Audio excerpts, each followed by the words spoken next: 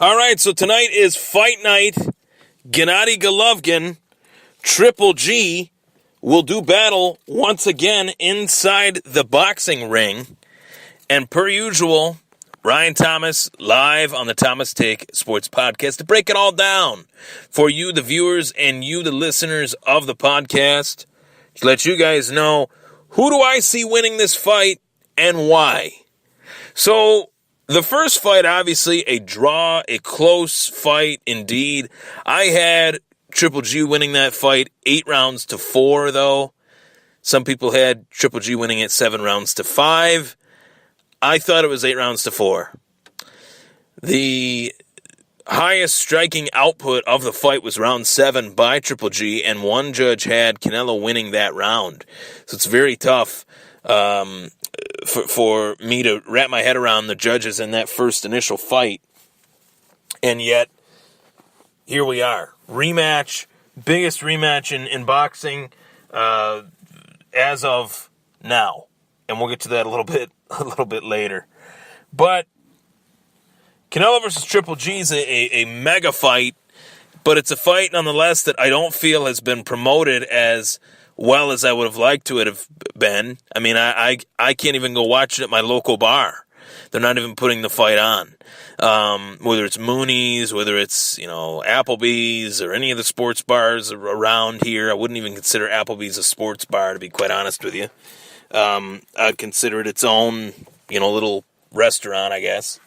But nevertheless, I think that is a real shame that this fight is not getting the promotion that it should. And we have two great fighters who are two arch rivals in an epic battle, a rematch that I expect the fight to be great. I'll unfortunately not be able to watch it live, but I will watch it after the fact and dive into it and give you guys a real good recap of that fight. As I always do, I try to give really good recaps of boxing fights, and I won't be able to do it to the fullest extent that I usually do.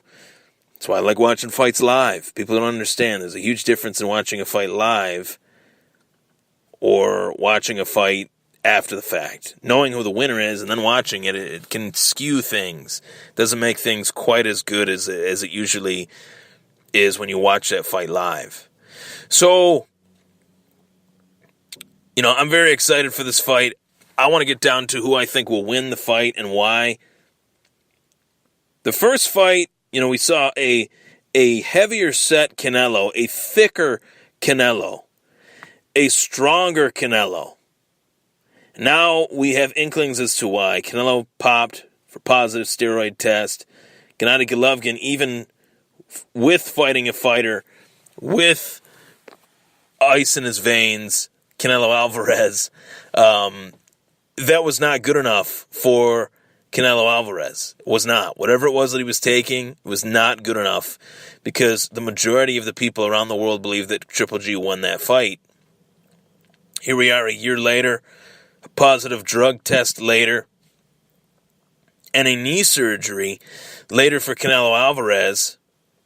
1 year, one knee surgery, one positive drug test later for Canelo, and here we are 1 year later on Triple G. That means 1 year later on the calendar in terms of his age for Triple G as he's getting older in, his mid-30s now, 36, 37 if I'm not mistaken. And many are wondering, well, is he fast enough to fight Canelo? Can he cut the cake? Can he cut the ring off as good as he used to? We'll find out tonight. I mean, he cut the ring off pretty well against his last opponent. Second round knockout versus a guy that I don't really know much about, and I follow boxing just as close as anybody, as well as MMA. So that fight was originally supposed to feature Canelo and Triple G, but it didn't due to the fact that Triple G tested positive, Canelo tested positive. And here we are, the fight gets postponed until, September instead of May, and I think that that's really going to hurt Canelo. My gut feeling tells me that not much has changed from the first fight to favor Canelo, other than the fact that maybe Triple G is a year older. But one thing that people fail to realize is that Triple G got into this game late. At a pro level, at a sight, draw, attraction level, Triple G got into this game as a 30-year-old, 31-year-old, fought at Turning Stone Events Casino, which is, very, very, probably about an hour and a half away from Buffalo, 2 hours away from Buffalo. Maybe more than that. I can't remember. I feel like it is more than that. I feel like that's in Utica. I'm not sure. But nonetheless, he was fighting in Turning Stone Events Casino. It's not the Madison Square Garden of venues. So Triple G's come a long way, and he's had a very, very productive middleweight career. I think if you put any of these fighters in any other era, we're still talking about two of the best middleweights in the world. And Canelo against some of the all-time greats, he'd fare pretty well. Triple G against some of the all-time greats, he'd fare pretty well as well. But really, I can't force myself to think of this fight going any other way. I see Triple G winning this fight. I see the mass of Canelo Alvarez not as thick as it once was. I see the knee injury, the knee surgery, as a hindrance in his performance. And I see Triple G landing the bigger, better punches, the more powerful punches, better timing. Maybe Canelo's a little bit faster. Maybe he can avoid those punches now that he's a little bit less bulky. Maybe he's got more speed. Only time will tell, but my gut tells me Triple G will win. I think he's one of the best fighters pound for pound, along with Vasily Lomachenko, along with Terrence Crawford. Notice I didn't mention any names. Floyd Mayweather. I don't rank him among the best because he's not active. Has been active for about 3 years now. I don't even consider Conor McGregor an active opponent for him because Conor was an 0-0 boxer. But then Conor actually defied all expectations in that fight, in my opinion. So there you have it, guys and girls. I have Triple G winning this fight.